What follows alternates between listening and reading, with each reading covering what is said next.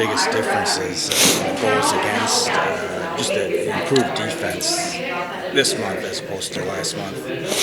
I don't know. I think we always know that we have it in here. It's defense first kind of mentality, and yeah, during that stretch, it was a little tough. Like, got some bad bounces, but I think we're showing that this is just business as usual, and this is how we should play, and this is how we can play every night.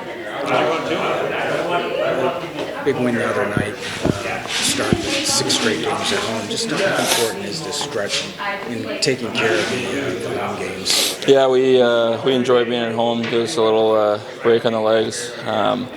Not too much travel, so it's nice getting home, having your own bed and cooked meals, and yeah, it's important to take care of home ice. I think it's a privilege to play here in front of these fans, and they deserve it. So it's fun playing in front of them, and hopefully we can keep going. Well, you and Mo logged a lot of ice time against the Lightning on Sunday. When you guys go against those top lines and those matchups, how do you prepare for that, and what do you enjoy most about getting those minutes against their top guys?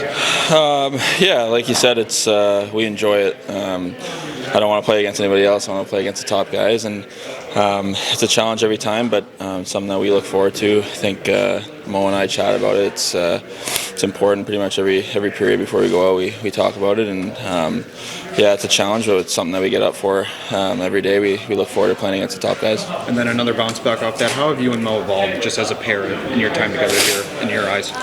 Yeah, I think I said it all along. He can do it all himself, and it's a pleasure playing with him. I think we work pretty well together, trying to get it out of the D zone quick, getting stops quick, and using our feet. Can both be physical, and I think you saw it last couple games, but it's fun. I think we both, like I said, we both get up for playing against the top guys, and we're excited every night.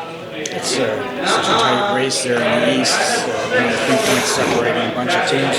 Are you at the point that you can find yourself looking at the standings daily, or do you pay any attention to it? Gets a little taxing if you're looking at it every day, but obviously it's the bigger picture that we're looking for, and I always talk about being in those games, where those meaningful games coming down the stretch, and I think we put ourselves in a pretty good position to play those meaningful games, and we have guys that have experienced it before, so looking forward to these games. This stretch is going to be fun. A couple games here before the break, and then it's full steam ahead after the break. Wally, how have you seen the overall team defense improve, especially here as we bring in the new year?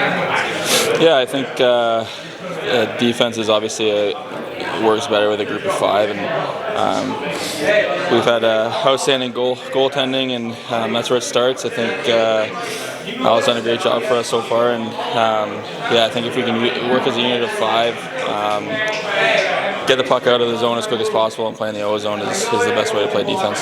Just talk to some of the forwards about how they've improved their defensive game and how important it is for them to be two-way forwards. How much does that help you guys on the blue line when you have your forwards playing well defensively too? Yeah, you see it in video every day. They're tracking back hard. It makes it so much easier for us, and like I said, quicker they can get back and help us in the D zone.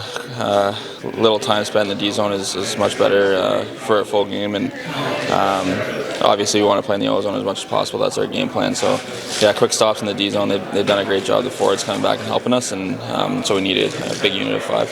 It's taxing to look at the standings every day. How often do you want to know where you stand? Like, you check it every week? Do you? I don't know. I just play. I look at the team that we're playing, and I see the matchup that we're going to have, and that's pretty much how I do it. If we do our job, then stuff will take care of itself. And like I said, I'm just excited to play against those whoever's coming into town, or whoever we're going to play against. I look forward to it, and it's a battle. Will you at least check at the All-Star break? Yeah, I mean, I've checked it, but yeah, I just know we got to be above that line, you know. So that's all I'm looking forward to. There's got to be someone in here who's letting everybody know, though, about. Well, yeah, I mean, you can't just disregard where we are in the standings. I think it's a fun time. That's kind of where I'm at. It's fun coming to the rink when you know you're in the fight, and yeah, we want to be one of those teams in the end. So we deserve.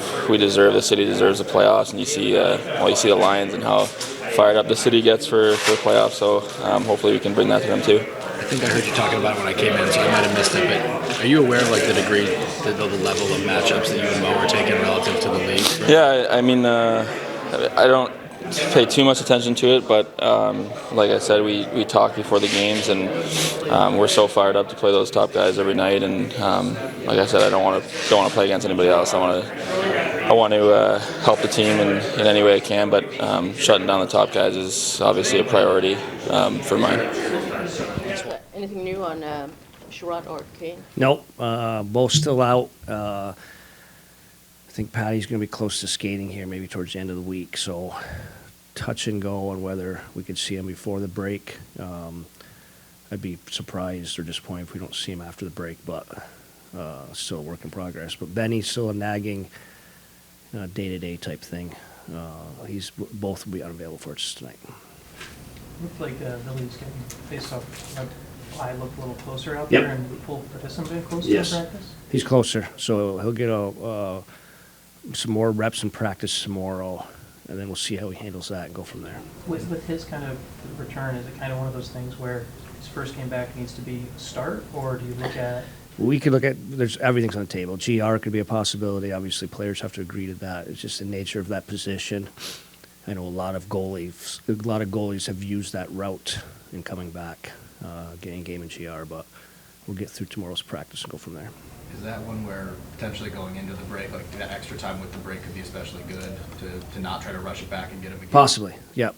All three of those guys might be in a similar situation. Billy, Benny, and Patty. With talking a little bit of late about how important practice time has been to improving defensive play, I'm curious if you think that's something that's like specific about defending that requires that practice time, or is it just that was kind of the issue at hand, so you need? No, I think you need some of those reps. Different teams need different reps. I just think just getting those muscle memories of some defensive detail, stopping, defending, your layers, D zones moving from low to high, the track, some of those things you just can't rep. You just lack a little detail in those. Today's NHL, sometimes you have to translate it through video. And again, we were just fortunate to have some practice time, so I think it's a little bit of both there. Can you pinpoint anything specifically that the forward group specifically? I know you've talked about it that offensively that's just in your DNA, but their improvement defensively, can you pinpoint anything? Committed to it. Like we have some guys that will anticipate offense, and sometimes that leaves them vulnerable defensively. I think just the overall commitment to lean correctly, and I think as a group we've done a pretty good job with it. Another high-scoring offense in Dallas tonight. What are the things they're doing well, and what do you guys need to do to combat that? Just balanced offense. I mean, God, you're looking at their lineup, and Pavelski and Ben on the third line. It's a matchup nightmare for our lines and our D pairs. I just think, again, committed to keeping an eye over net through the entire lineup. A little different animal than what we've seen of late with the depth. How do you try to account for that with Sherrod out, obviously? It's hard. You ask guys to step up, like we did the other night. Obviously, Mo and Wally got the predominant Kucherov matchup, but everyone had opportunities against them, and everyone has to step up defensively. And there's going to be some matchups that are going to be uncomfortable for some of our guys tonight, and they just have to step up. With Walman and Sider playing those difficult matchups, what sorts of things do you look for as kind of markers of success in that context? Defending, their underlying, not giving up easy offense, winning those defensive battles, less zone time. But actually, Sherrod and Petrie were taking some recent top matchups. So we've had the luxury of a really competitive top four, taking some of those matchups and sharing that and who's going and who's not. Sometimes it's a heavier matchup. Like, you get into Carolina, it's a heavier matchup. Benny and Petrie did a good job. You get Kucherov and Point, it's a little more of a fast twitch, if you will, matchup, which suits Wally pretty well. So I just think you look for them to win their shifts, limit opportunities and looks for top guys. It's a really, really tough challenge for anyone. When the season started, we all had questions here about you, 7 guys who are NHL veterans on D. I mean, has this kind of been a perfect example of why you still make those moves? Because Yeah, we've been very fortunate to have 7D. We've used them all different ways. They've all stepped up. Was it ideal? Was there a handful of games where it certainly wasn't easy to manage? And absolutely. And you'd be disappointed in some of these NHL caliber D to accept a scratch or a rotation. But we've been very fortunate. That goes for our decor. It goes for our goaltending too. You saw us fielding a lot of what are you doing with 3 goalie questions. Not ideal.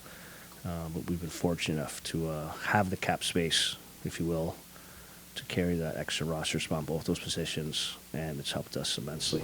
You as a coach, when it comes to kind of managing that and those relationships, I'm sure it's something where it's never easy, but now you've experienced with it. Like, what did you kind of learn about yourself when dealing with those guys? Yeah, no, I don't learn anything about myself. I'm not a sports psychologist, but you do the best you can with just communicating. It's today's NHL. They want instant feedback. And sometimes communication went well, was well received. Other times it wasn't, which is all part of it. So it's just, I think it's part of it, is trying to communicate the best you can. With Lyon, for a guy, I think he's already played in career high NHL games, who's not used to the kind of carrying the load and a lot of pressure type games. Yep. Can you just speak to the way he's handled that? Excellent. Yeah, of course. And to his credit, I think we've also benefited with a more favorable schedule of that. We only had the one back-to-back, and obviously Grimes gave us a great game there. So not easy. It is a different intensity to it, but again, it's been a better schedule for it. Playing every other night. We had a couple games where we had 2 days off there. So good on him, and hopefully he can continue to play at a high level. Just to clarify, Ben, do you also hope that he'll be back before the break? Or? I'm hoping so. It's just one of those things. I think every morning it's a little bit of a different feel on how he's feeling. So, again, I probably some scenarios we could see him before the break, but we're going to be probably in what the question I had earlier is that gray area. Is it worth getting him back? Maybe not 100% for a game or two, or giving him those 8 days. We'll have a better feel on all 3 of those guys towards the end of the week. I think the last 3 weeks or so, DeBrincat's shot volume has been way down. Is there anything accounting for that you see, or is it? Yeah, I think he's still having some looks. I mean, you would like to have the open net goal go in the third period. Probably would have iced the game, and he probably would have left it. Instead, it was just a ridiculous save. It'll be in highlights probably for the next 10 years. So there's been a little bad luck to him. But yeah, you'd like him to concentrate. I think scorers go through streaks like that. You'd like to see him maybe be a little more selfish with his shot, but he is getting in those situations. So as long as he keeps getting some of those looks like we had the other night, how he did score, we kind of have a 2 power play feel right now. Maybe a little bit different with Patty out. So we haven't had a lot of power play looks. So those guys, he has got some power play looks of late too. So I just think it's a scorer who prides himself in helping the team in scoring. It's just going through a little bit of a drought. But again, I'd be a little more concerned if he wasn't getting those type of looks. Thanks, guys.